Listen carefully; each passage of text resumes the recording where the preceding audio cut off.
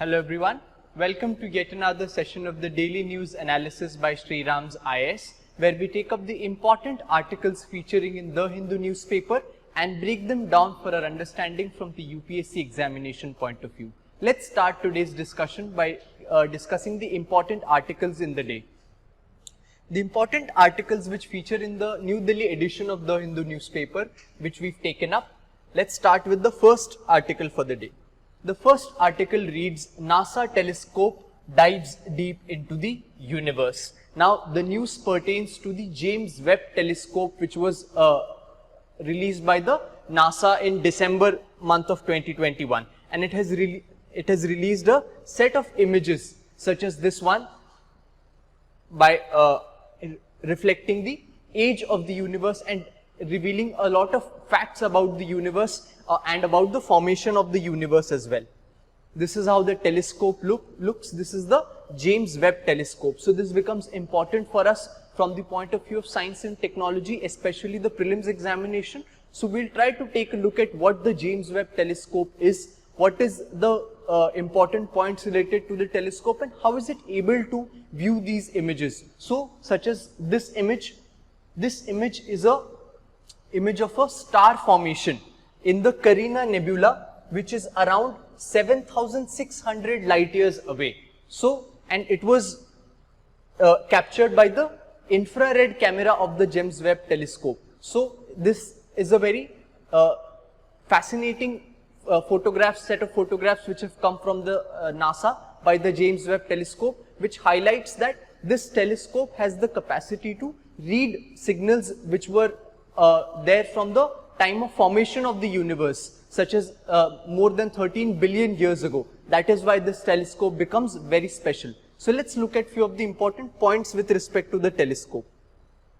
So first of all, the James Webb Space Telescope's revolutionary technology will study every phase of cosmic history from within our solar system to the most distant observable galaxies in the early universe. This is what is the task of the James Webb telescope. That is why, due to its ability to read images and take out images and take signals which were there from the formation of universe at that point of time, it holds the ability to judge the cosmic history of the universe. And then it is considered a successor of the Hubble telescope. So the previous version of measuring the universe and observing the universe was the Hubble telescope, and the James Webb telescope is known as the successor, and it is the most powerful infrared telescope of National Aeronautics and Space Administration, or NASA. So the special feature with respect to the telescope is that it is an infrared telescope, which means that it is a telescope which reads especially the infrared light in the electromagnetic spectrum, which is the light spectrum, especially the infrared light which is emitted in the universe. This telescope is built to absorb and read that light. And the telescope is a joint collaboration among the NASA, European Space Agency and the Canadian Space Agency. So these three space agencies are coming together and launch the space telescope, and it is expected to reveal new and expected discoveries and help humanity understand the origins of the universe and our place in it. With pursuant to this objective, NASA has released these images which tell us truly the origins and of the universe and the imagery of that particular time. Now, how does it work? So the key instruments that James Webb telescope carries are four key instruments. So first, it has the near infrared camera. This camera is the principal instrument with which it is able to capture this image, which we are now able to see. And then the near infrared spectrograph. A spectrograph is an instrument which is used to receive the light. So this receives the light, which is the near infrared spectrograph. And then we have the mid-infrared instrument, which is also used to read the infrared light that is coming. And then is the near infrared imager, which helps process the image that is coming via the infrared lights. So these four key instruments are used in the James Webb telescope.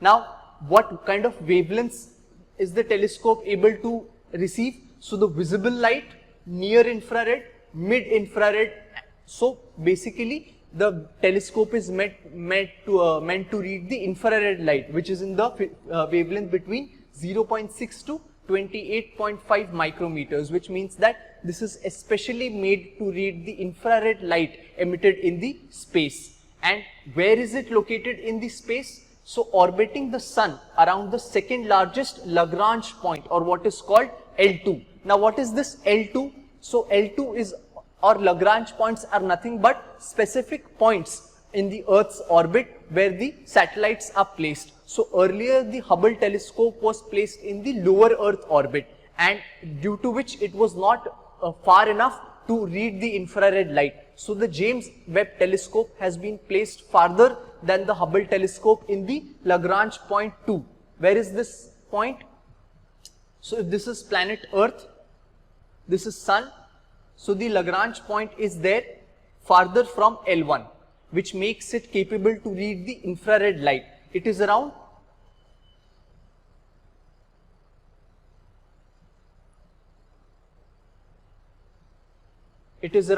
15 lakh kilometers away from the Earth, more than 4 times as distant as the Moon. So this is the location of the James Webb telescope, which becomes important for us to remember. And using a technique called transmission spectroscopy, the observatory will examine starlight filtered through planetary atmosphere to learn about their chemical composition. So these images that are coming are a great source of knowledge for the scientists to understand the origins of universe, to understand the compositions of these stars and the stages of their formation. That is why the launch of the James Webb telescope and the images that have come now are of quite significance. So with this, let's move on to our next article for the day. The next article which appears in the newspaper, which appears in the text and context section, talk of slow wheels of justice.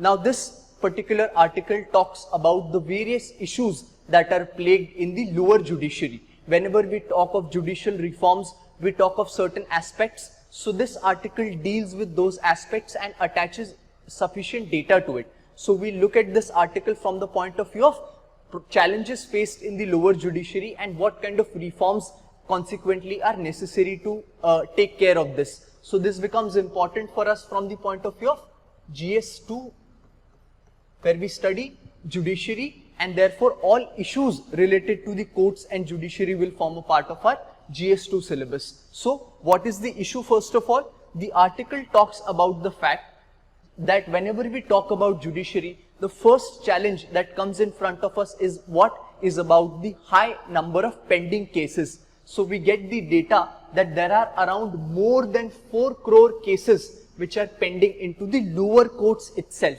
When we say lower courts, which courts are these? District courts or taluka courts, which are established at the lowest level. So these courts themselves have more than 4 crore plus cases, right? So this is the high number of pendency, out of which 25% have been added in the last year itself. So the 1 crore cases have been piling up since the last year itself, which means that the institution of cases in the court is increasing, and the past pendency and the past backlog of the cases is making the caseload in the courts very high. So the map shows us that among the various states of the country as well, are all the states facing the same kind of pendency? So the map shows that there is discrepancy in that as well, wherein some states have face more caseload and the other states comparatively face lesser caseload. So out of the many states, Uttar Pradesh, Bihar, West Bengal, Odisha, these are the cases which see most number of cases, pending cases. Can this also be attributed to the high number of population of these states? That is also one of the reasons, because high population makes room for more cases. So these states are primarily those states which face high number of caseloads among all the states as well. So that's the first chart we see. The second chart shows it in the data format. As we saw, Uttar Pradesh has 1.03 crore pending cases. Then Bihar, West Bengal, Odisha and Maharashtra also features. Maharashtra comparatively has a larger geographical area, so it also contributes towards the larger caseload, right? All the other states, do they not face any caseload? They also have a high amount of pending cases, but comparatively they are low, and that is what the chart tries to point out, that among the states as well, there is a disproportionate balance in terms of the caseload faced by various states, right? So the next point is of pending cases in the smaller states, which those states which have per 1 lakh population in different states. So in that as well, there are 3,068 pending cases per 1 lakh population, and that is highest again in regions of Uttar Pradesh, Himachal, Punjab, Uttarakhand, Haryana, Maharashtra, right? These are the states which see high pending cases per 1 lakh population. So this is useful data when we talk about the challenge of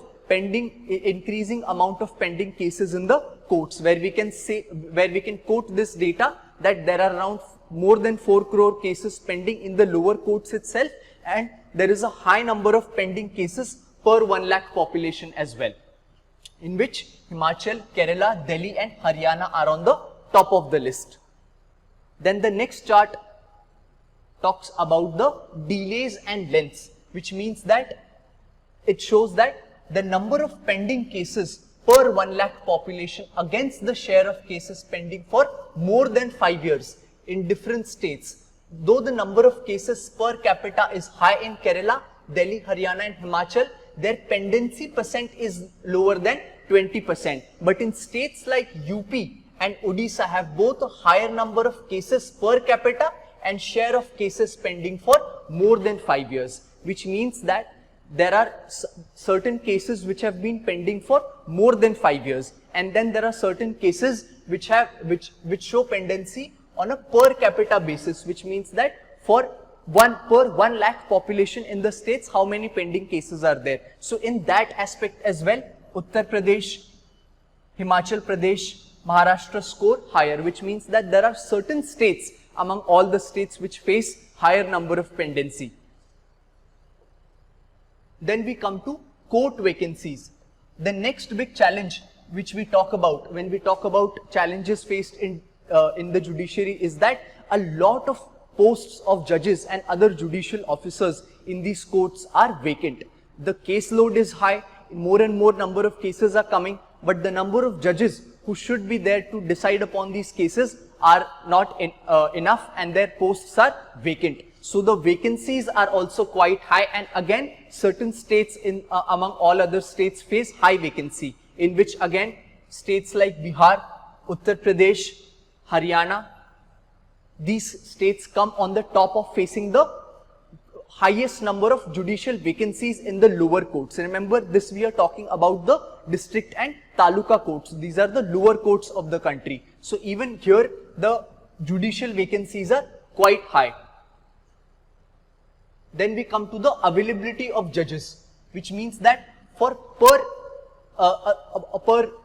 certain number of population of the state, how many number of judges are available. So in UP, which has 1.13 lakh residents per judge, which means that for 1 lakh residents, there is only one judge to decide the case. This is a serious amount of deficiency, has the poorest judge availability in the country, followed by Telangana, which has around 1.08 lakh, and West Bengal, which has around 1.03 lakh. So these three states have around, for 1 lakh residents in the state, there is only one judge. This showcases the high amount of deficiency in the availability of judges per certain number of population. So here also we can see that UP, Bihar, West Bengal and states like Telangana feature in the high list. Then we come to the next problem of when we talk about judicial reform, that is of overcrowded prisons. When these judges make their judgments and the convicts are sent to the prisons. So even in this case, there is a problem of overcrowding of prisons, which means that the occupancy rate of the prisons is shown in the map, which again we can see that in some states the occupancy of prisons is higher than others. In this also, states like MP, UP, Uttarakhand top the list, in which the number of prisoners in the prisons far outweigh their capacity, which is again a worrying factor, because the prisoners who are lodged in the prisons, even they need to be taken care of in a sustainable manner, right? Then after that, we come to another challenge of the under trials. Now, who are under trials? Under trial prisoners are those people on which the case is still going on and they are lodged in jail, which means that they were arrested in some crime and now they're lodged in jail, but the case is still going on. These kind of prisoners are known as under trial prisoners. So the cases and the number of under trial prisoners have also gone up from 2010 to 2020, from 65% to 76%. So this is also one big challenge, which means that more number of people, while their case is still going on, are being lodged in jail, and due to the increased amount of time taken to resolve their cases, these people are unnecessarily meant to spend time in jail as under trial prisoners. In a lot of cases, the time they are spending in jail is much more than maybe the punishment that is sanctioned for them of the crime that they committed. This is the sorry state of affairs with respect to the rising case of under trial prisoners. So this was some of the challenges that we saw with respect to the judiciary, which we can back it up with data now. So this data becomes important whenever we write an answer in the mains examination pertaining to this question, right? So with this, let's move on to our next article for the day. The next article which appears in the newspaper reads, "Create more jobs, revamp employment policy." Now, this particular article appears in the newspaper in the backdrop of the announcement made by the central government, wherein it said that it is going to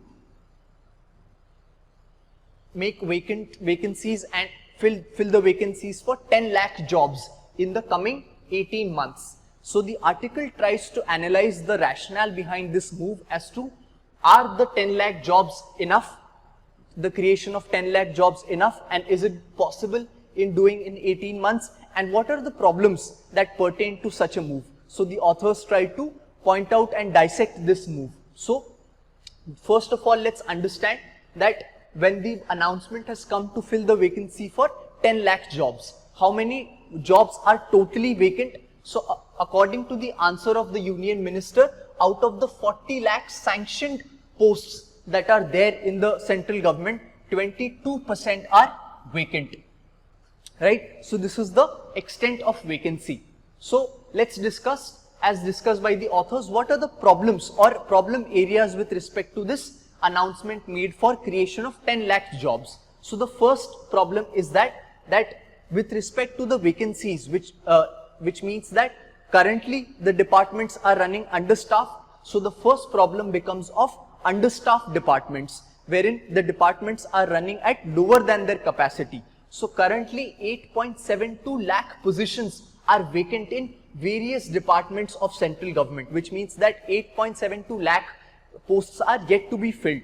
And if we add vacant posts from the public sector banks, defense forces, police, health sector, central universities and judiciary, then the total number of vacant posts go on to 30 lakh, which means that the 10 lakh jobs that have been announced, and if we combine all of this, the vacancy still stands at 30 lakh posts vacant in all of these diverse sectors, which means that more number of jobs need to be created, right? There's a deficiency in what has been announced and the number of vacancies that should be filled. So, and what happens when we have shortage of staff? Shortage of staff leads to delay in work because there is less number of people to do more work, and which leads to corruption and other inefficiencies as well in the department. So this is the first problem, that running understaffed departments is a big problem. And then if the employment is given to these people, what about the quality of employment? So the second problem area that they highlight is of the quality of employment, wherein the nature of employment that would be provided and the quality of that employment is also equally important to consider. For example, the share of contractual workers.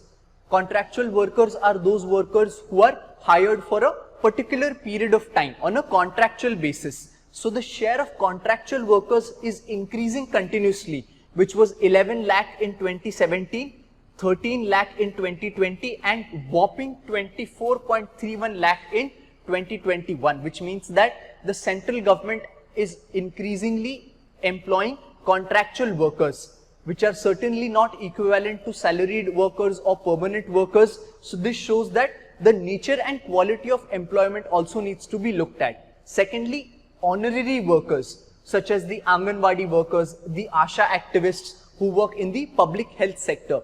These are known as honorary workers, which means that they are working for a noble cause and the salary that they earn is quite less. So therefore they earn low salary and not entitled to decent work conditions with minimal social security benefits. So much of the workers that the government employ fall either the contractual workers category or the honorary workers category. So this kind of employment, if the employment is given under these 10 lakh jobs, then it would not amount to the fulfilling of the job requirement for all these people. So that also needs to be taken care of, wherein adequate quality of employment needs to be provided and the nature of the employment which is being given needs to be not on a contractual worker basis or an honorary worker basis and needs to have much more holistic scope of development for those workers.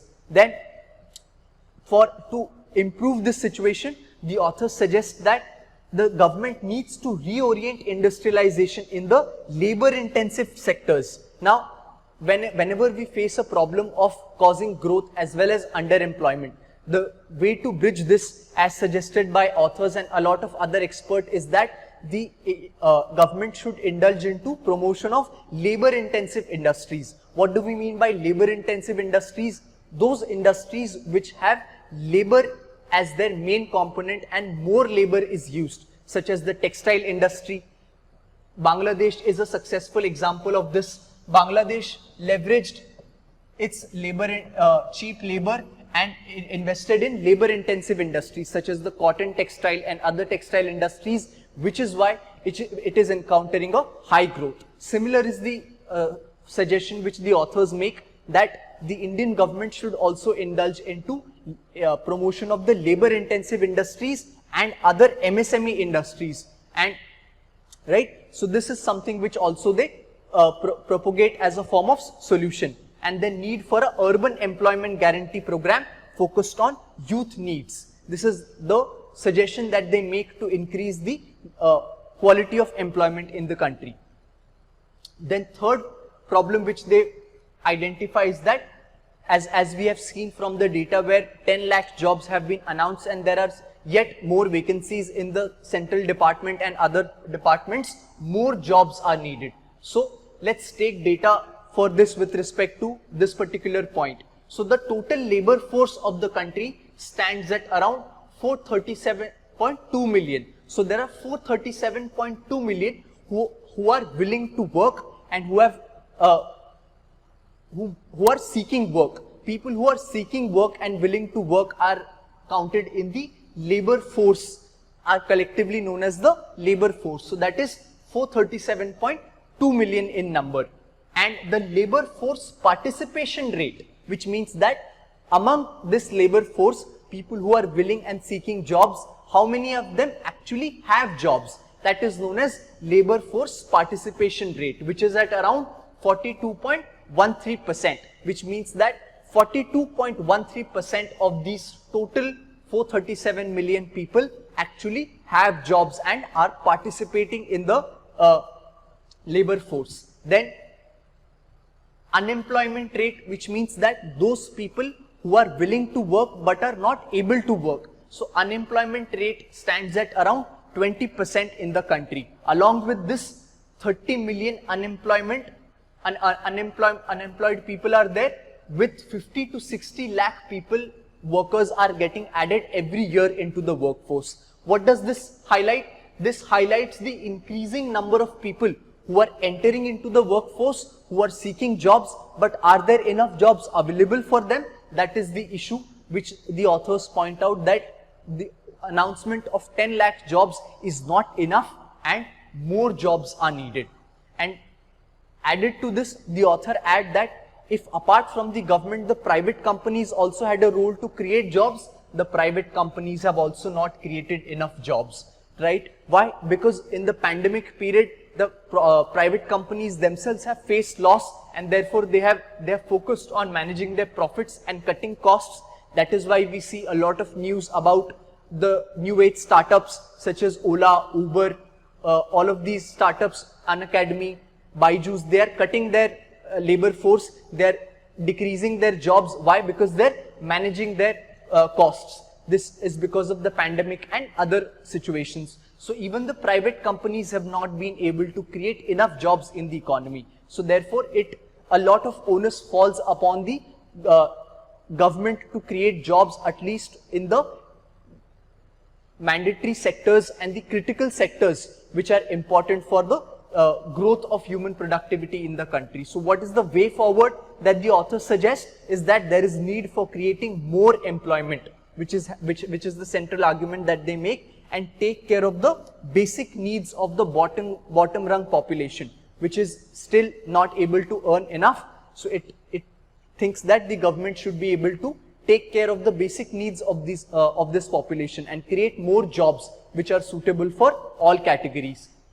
So this was the discussion with respect to this article.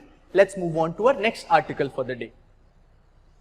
The next article which features in the newspaper reads, "The scale of municipal finances is inadequate."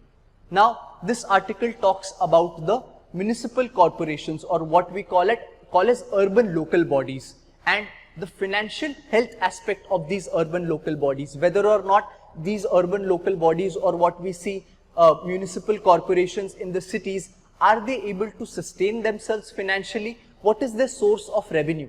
And whatever their source of revenue, are they able to function well financially? This is the point which the authors delve into and discover that their financial health is grossly inadequate. What are the reasons that they cite for this inadequacy? Let's try to trace.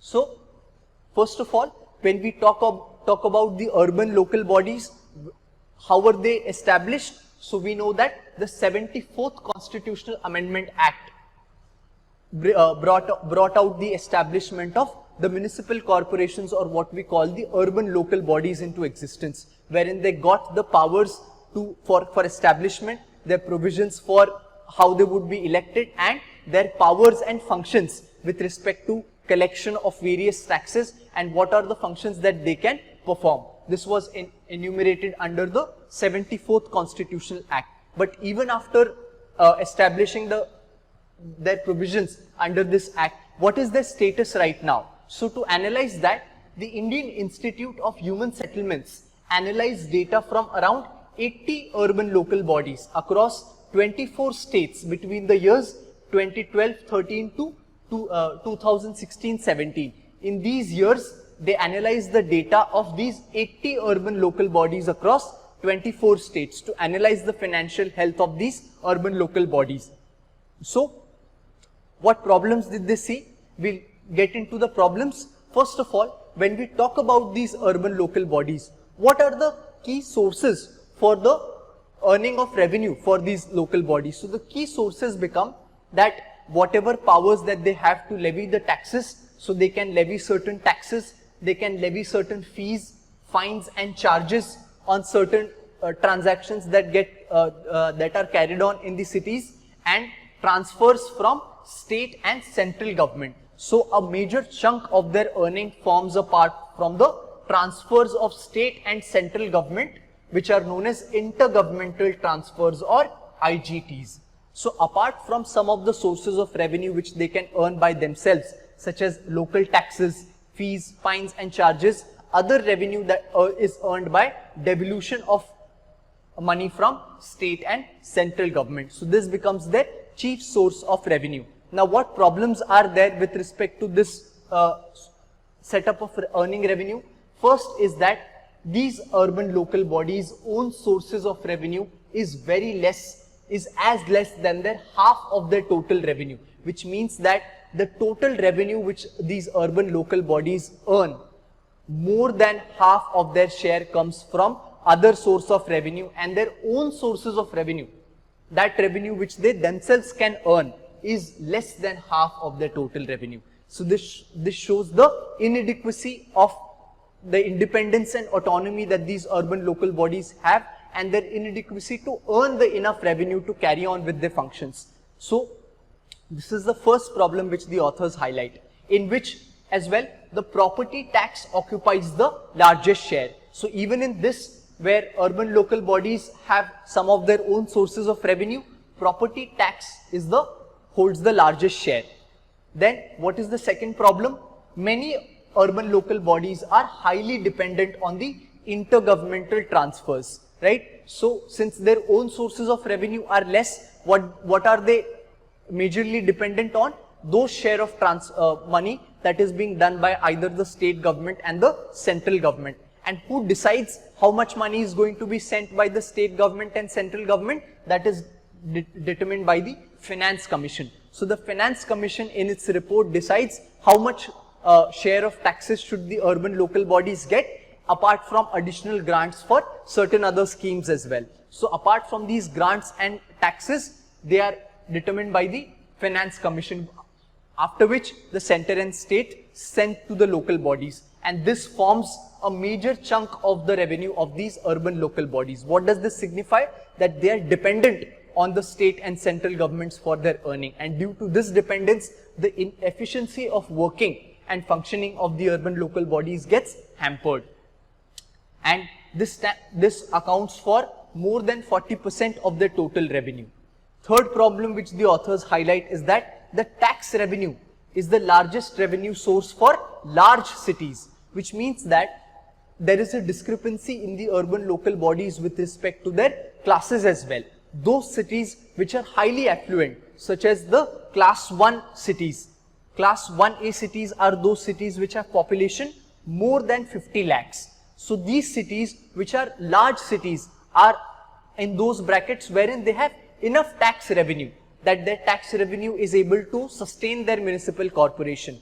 But the smaller cities such as class 1B, which has population around from 10 lakh to 50 lakh, and class 1C, which has population less than 10 lakh, is majorly dependent on the intergovernmental transfers or the money devolved by the state and central government. So this shows the discrepancy between the various urban local bodies as well. And the fourth problem which the authors highlight is that the operations and maintenance expenses, these are those expenses which are made on the infrastructure that already exists in the city. So let's say that there are roads, and yearly if the roads are patched up, that will come under the operations and maintenance expenses. So there are various such expenses that are done by the urban local bodies. So these are increasing but are still quite inadequate, which means that the expenses are being done by the urban local bodies, but they are still inadequate. And the reason for this inadequacy is again the increasing dependency on the intergovernmental transfers and the less share of sources of earning from own revenue sources. This becomes a major problem for the urban local bodies. These are the problems which the authors highlight as to the problems faced by urban local bodies in their financial functioning. These form important reasons whenever a question comes on the urban local bodies and the problems faced by them. The financial problems become a major highlight which we can cite in the answers as well. With this, we come to the end of today's discussion. We'll meet again tomorrow with the important articles from the day. Thank you.